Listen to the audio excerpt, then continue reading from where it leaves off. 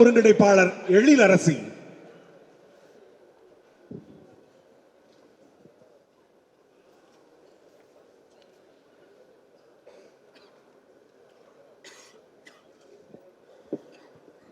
பொதுக்குழு கூட்டத்திற்கு வந்திருக்கும் அண்ணன் உள்ளிட்ட அனைத்து உறவுகளுக்கும் வணக்கம். இந்த அரங்கம் நிறைந்த கூட்டத்தை பார்க்கும்போது பெரும் மகிழ்ச்சியா இருக்கு. புலிகளை எல்லாம் ஒரு இடத்துல அடைக்க முடியுமா அப்படின்னா முடியும். தமிழ்நாட்டில் எல்லா மாவட்டங்களிலும் களமாடும் புலிகளை இந்த ஒரு நாளில் ஒரே அரங்கத்தில் அணைக்க முடியும்னா அது இந்த நாம் தமிழர் கட்சி மட்டும்தான். இத்தனை தமிழ் தேசிய ஆளுமைகளை உருவாக்கி இருக்கிறார் நம் அண்ணன் செந்தமிழன் சீமான் அவர்கள். அண்ணன்ட்ட நான் ஒரு விஷயம் 2024 தேர்தலில் சொல்லவே இல்லை. இப்போ சரியான நேரமாக இருக்கும் அப்படின்னு நான் நினைக்கிறேன்.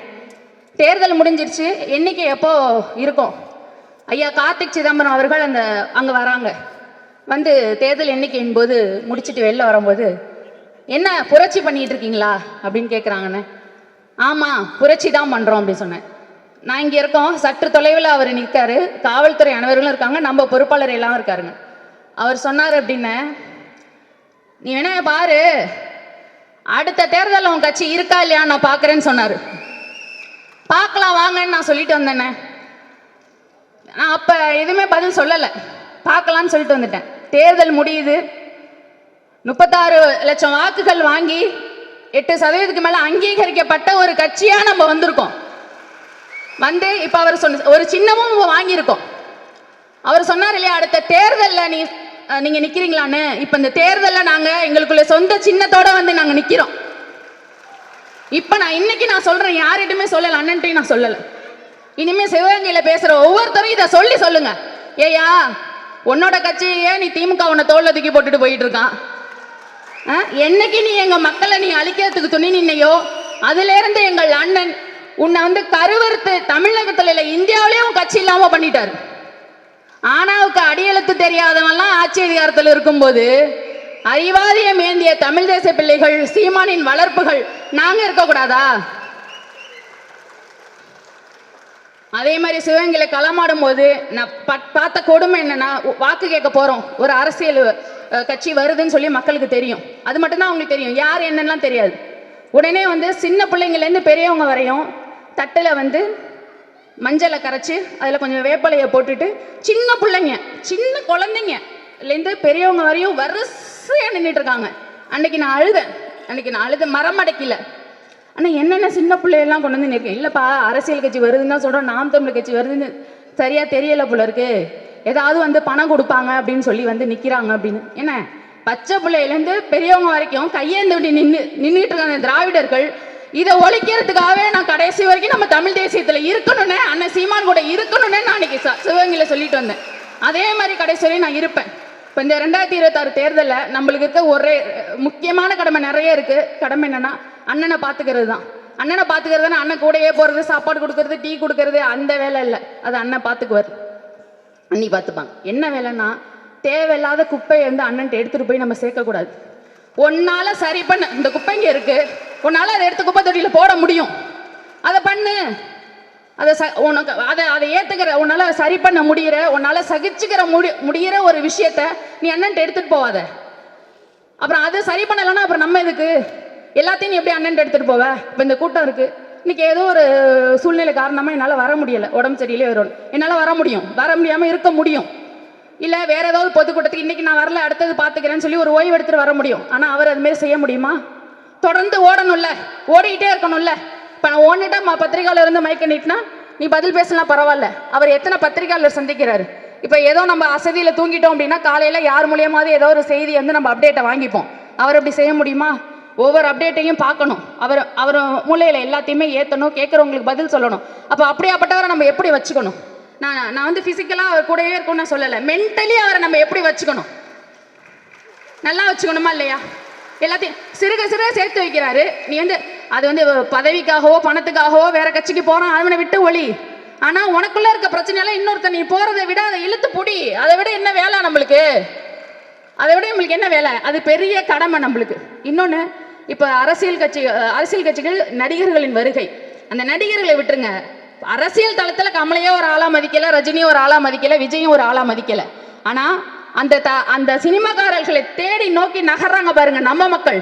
அவங்கள தான் நம்ம வந்து இப்போ பார்க்க வேண்டியது இருக்கு. அருண் என்ன சொன்னாங்கல்ல, கரூர்ல வந்து இத்தனை பேர் செத்தாங்க, ஆனா அவங்களோட அதோட மனநிலை, பெண்களோட மனநிலை என்ன இருக்கு, அதுக்கு அவர் காரணம் இல்லை அப்படின்னு சொல்றாங்க.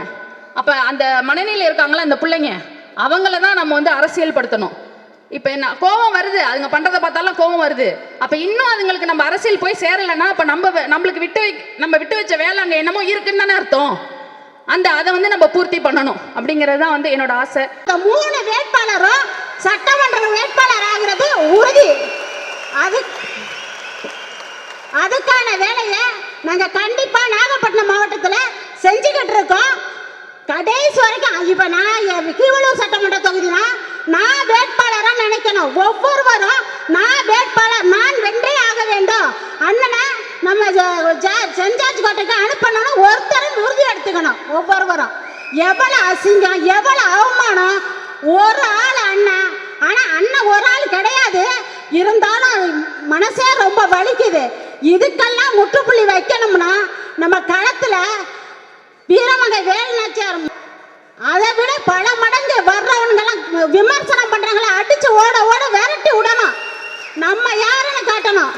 வாக்கே இல்ல அரசியல் கட்சிக்கு, வாக்கே கிடையாது. அவங்க என்ன சொல்றாங்க, 2% வாங்கிடுவீங்களா, 3% வாங்கிடுவீங்களா, சதவீதத்தை அவங்க சொல்றாங்க. வாக்கே இல்லாதவங்க அப்படி நம்மளை குறைச்சி மதிப்பிடும் போது நம்ம யாருங்கிறத களத்துல காமிக்கணும். ஒவ்வொருவரும் புலியா மாறணும். அண்ணன் நாங்க உறுதி ஏத்துக்கிறோம். அண்ணன் எங்க நாகப்பட்டினம் தொகுதியில 3 சட்டமன்ற வேட்பாளர் உறுதியா கொடுப்போம். நாம ஒவ்வொருவரும் படிக்கெல்லாம் இல்லாட்டினாலும் தடைக்கெல்லாம் இருக்கவே கூடாது. தோளுக்கு துணையா இல்லாட்டினாலும் தொல்லையா இருக்கவே கூடாது. உங்களால வேலை பார்க்க முடியலையா, ஒதுங்கிடுங்க. ஆனா ஒதுங்கிறதுக்கிட்டு எங்கள்கிட்ட பிரச்சனை பண்ற வேலையை வச்சுக்காதீங்க. இப்ப நம்ம நிறைய தற்கொலை பிள்ளைங்களையும் பார்க்கிறோம். நான் அணில் குஞ்சம் நிறைய பேரை பார்க்கிறோம் நம்ம தேர்தல் காலத்துல. ஆனா நான் உண்மையிலே சத்தியமா சொல்றேன், இது மாதிரி படிச்ச பிள்ளைங்களுக்கே அறிவு இல்லாம போனது அந்த அறிவு கட்ட கூட்டத்துல மட்டும்தான். எனக்கு நான் வரும்போது சொன்னேன், எங்களுக்கு இடம் கிடைக்கல, வெளியில போய் குளிக்க போனோம். அப்ப சொன்னேன், ஏதோ பேச சொல்லிட்டாங்க, என்ன பேசுறதுன்னே தெரியல அப்படின்னு சொல்லிட்டு இருந்தான். அப்ப அந்த அந்த குளியல் அறை வச்சிருக்காரு சொன்னாரு, சீமான் பிள்ளைங்களுக்காக சொல்லி கொடுக்கணும், நீங்க தரமா பேசுறவங்க அப்படின்னு சொன்னாங்க. நம்ம வந்தா போனா கலையிறதல்ல, ஏதோ கை தந்தாங்க விசில் அடிச்சாங்க போனோன்னு இல்லை. இன்றையில இருந்தாவது ஒவ்வொருவரும் களத்துல அவங்க வேலையை கடமையை உணர்ந்து ஏன் வேட்பாளரை நான் சட்டமன்றத்துக்கு அனுப்புவான உறுதியோட செல்லுமாறு இந்த பொதுக்குழு கூட்டத்தின் வாயிலாக கேட்டுக்கொள்ள விடைபெறுகிறேன். நன்றி, வணக்கம். நாம் தமிழர். கௌரி அவர்கள்.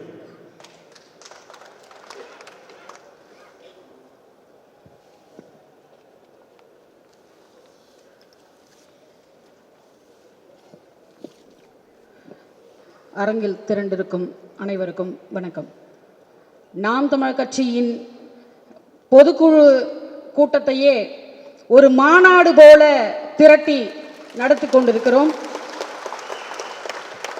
எல்லா கட்சிகளிலும் பொதுக்குழு என்றால் ஒரு மாநில பொறுப்பாளர்களுக்கு, மாநில அளவில் இருக்கக்கூடியவர்களுக்கு மட்டும்தான் கடிதம் அனுப்பப்படும். ஆனால் நாம் தமிழர் கட்சியில் சராசரியாக எல்லோருக்கும் கடிதம் கிடைக்கும்படியாக ஒரு திட்டத்தை அண்ணன் செய்து எல்லோரும் கலந்து கொண்டிருக்கிறார். ஏன்னா திரையில் ஜனநாயகம் பேசிக்கொண்டு வரும் ஒரு திரைப்பட நடிகர் அல்ல அண்ணன், தரையில் ஜனநாயகம் பேசும் ஒரே தலைவன் நமது அண்ணன் செந்தமிழன் சீமான். அவர் சொல் மட்டுமல்ல, செயலிலும் இருந்து கொண்டிருக்கிறார். 2026 செந்தமிழன் சீமான் அவர்கள் சட்டமன்றம் போவது உறுதி.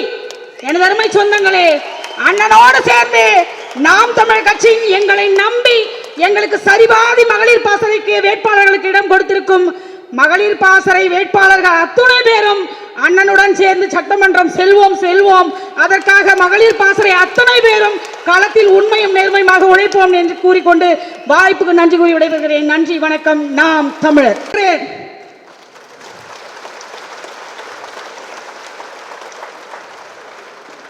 ஒரு நாள் இல்லாம நம்மால் நடத்த முடியாத போது போய் வா மகனே, போய் வா கணவனே, போய் வா கணவனே என்று நீங்கள் தமிழ் போருக்கு எங்களை அனுப்பாவிட்டால் இது நடந்திருக்காது. நீங்க ஒன்றும் பாட்டு இல்ல, சின்ன பொண்ணு. அதனால எனக்கு இன்னுமே அது உங்க மேல பன்மடங்கு மதிப்பு ஏற்படுகிறது. அடுத்து நம்ம வீரர்கள் பத்தி நான் சொல்லியே ஆகணும். பல வேறுபாடுகள், பல குழப்பங்கள், ஆனா ஒரே நோக்கம், அடி. எதிரி பார்த்தா பெரிய அளவுல வரா மாதிரி இருக்கு, ஆனா தம்பி சீமான் சொல்றது போல கொள்கையே இல்லை.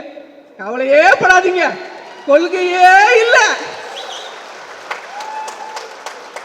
நம்ம இனிப்பு பண்டங்களை அப்படி பெரிய இனிப்பு பண்டம்னு ஒரு கொள்கையை வச்சுட்டு இருக்கோம். படிக்கிற ஒவ்வொருத்தரும் ரொம்ப விழிப்புணர்வு வந்துச்சு. ஒரு முறை நான் யோசித்து பார்த்தேன். தம்பி சொன்னாரு ஒரே வார்த்தை, இன்னும் எத்தனை தேர்தலை பார்க்கறது, எப்ப வெற்றி கிடைக்கிறது அப்படி யோசிச்சு பார்த்தேன். அப்போ தம்பி சொன்னாரு, மக்கள் பாவம். ஒரே வார்த்தை தான், மக்கள் பாவம். நாமும் போரிடுவோம், தேர்தல் காலத்திலே நிற்போம். நிச்சயமாக மக்கள் நம்மை திரும்பி பார்ப்பார்கள். இந்த போலித்தனமான இந்த திரைக்கவர்ச்சி கூட்டத்துக்கெல்லாம் மயங்க மாட்டார்கள். ஒன்றை ஒன்று சொல்லி நான் முடிக்கிறேன்.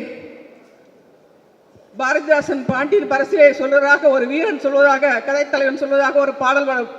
இணையின்ற தந்தைக்கும் தாய்க்கும் மக்கள் இனமின்ற தமிழ்நாடு தனக்கும் என்னால் திணையளவு நலவேனும் கிடைக்கும் என்றால் செத்தொழியும் நாள் எனக்கு திருநாளாகும். பனையளவு நலவேனும் தன்னலத்தை பார்ப்பேனாயின் மக்களிலே பதறியாவேன். உன்னை ஒன்று வேண்டுகின்றேன் ஐயா, என் உயிர் ஒன்று உண்டு என்றான். தம்பி சீமான் உங்களுடைய உயிரை கேட்கவில்லை, உங்கள் உழைப்பை கேட்கிறார்.